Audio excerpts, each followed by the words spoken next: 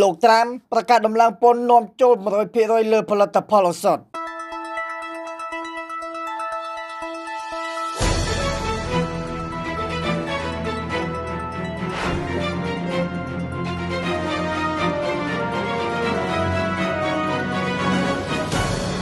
ប្រធានាធិបតីអាមេរិកមិនបញ្ចប់សង្គ្រាមពន្ធគយនោះទេ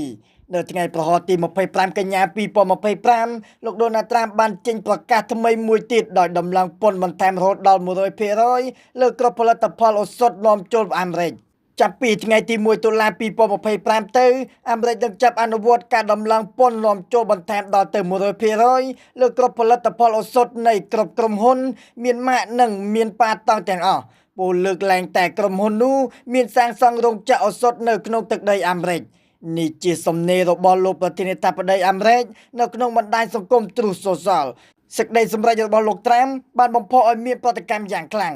លោក Michael Van សេដ្ឋវិទូរបស់ធនាគារជប៉ុននៅប្រទេសសិង្ហបុរីយល់ថាពាក្យផលិតផលឱសថមានន័យស្រពេចស្រពិលណាស់ដូច្នេះជាគោលការណ៍ពពួកថ្នាំស៊ីនីហ្កេតមានមូលគីតដូចថ្នាំស៊ីនតែខុសឈ្មោះគ្នាដែលផលិតនៅប្រទេសក្រៅដូចយ៉ាងឥណ្ឌា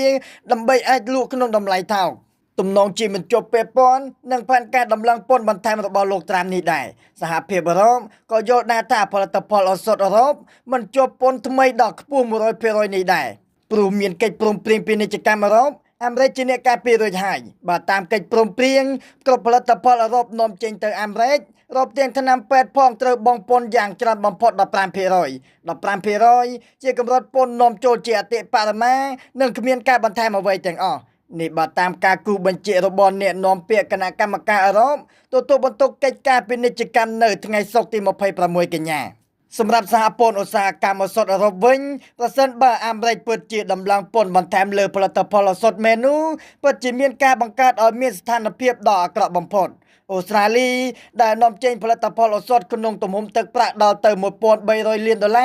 ទៅអាមេរិកក្នុងឆ្នាំ2024បានបញ្ចេញប្រតិកម្មយ៉ាងខ្លាំងដែរដោយអះអាងថាអូស្ត្រាលីបានទិញផលិតផលឱសថពីអាមេរិកច្រើនជាងអាមេរិកទិញពីអូស្ត្រាលី